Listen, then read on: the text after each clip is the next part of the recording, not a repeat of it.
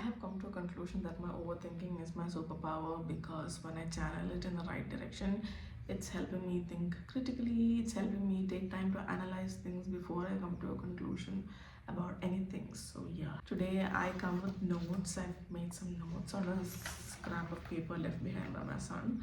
So, today I want to talk about the grown up or the adult need for acknowledgement and why we tend to equate a lack of response or expression to hostility. I was on my morning walk. I was listening to my playlist and minding my own business, and somebody comes up to me and says, "Why do you look so grumpy? Put a smile on your face." And then they just walk away, and I was like, "Excuse me, what just happened? Was that necessary? What did I do? What did I do?" And then a few seconds after that, I thought to myself, I wasn't grumpy.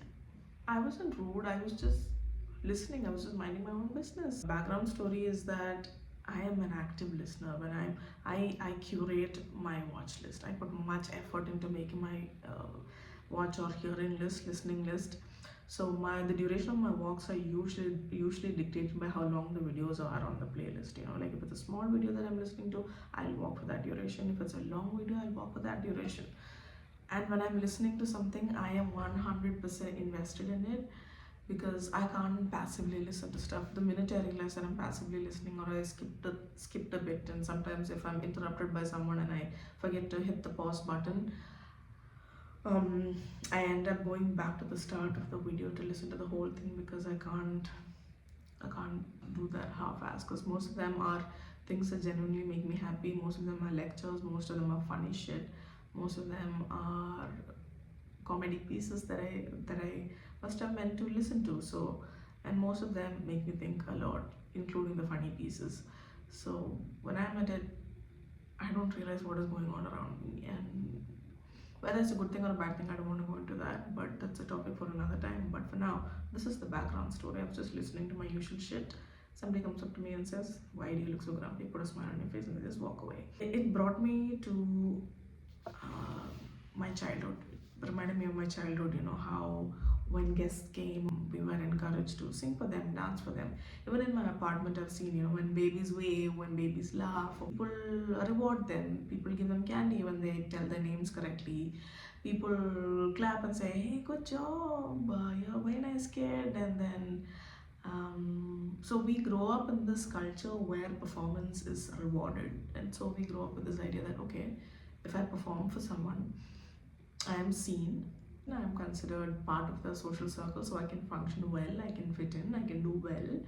So we grow up with this idea. So when suddenly somebody comes in and then somebody is quiet, or they just keep to themselves, or they're just inwards and they just are minding their own damn business, we tend to come to this conclusion that that person is grumpy or antisocial or rude or sometimes even arrogant. I've heard it in my friends and family circles.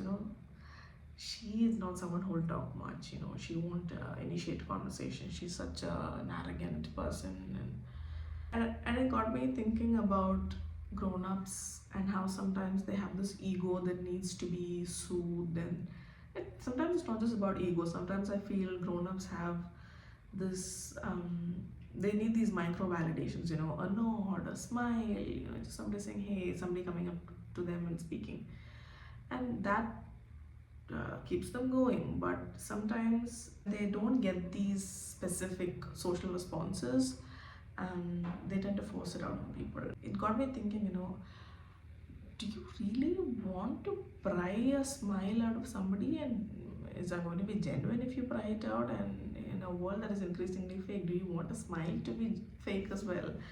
And after weighing out and thinking about all of these factors, it got me thinking that not smiling is never hostility. And actually thinking that you have the power to walk up to someone and tell them, hey, you need to smile or you need to put a smile on your face, is actually stepping in on somebody's personal boundaries. And it also needs to be said and reiterated that just because someone is seen in public, or just because somebody has a public presence, does not mean that they are open for emotional accessibility, or that they are open to your snide remarks or comments. Sometimes people even have issues with someone's autonomy the minute they see that somebody is on their own, or when they see that somebody is so content being by themselves, and they tend to have this urge to go and police their quietness, and I don't understand why. But so I just wanted to remind myself, to remind anybody who is watching this, that we don't owe the world a performance. We are here, and our presence is more than enough. I mean, we have a close circle of friends, we have people in our lives who understand us the way we are, who have accepted us the way we are, and we don't need to perform for them. All right, I hope this was a good reminder, and please continue to be the way you are. Nobody's laughing 24/7. We are not paid clowns. I'll see you in the next one.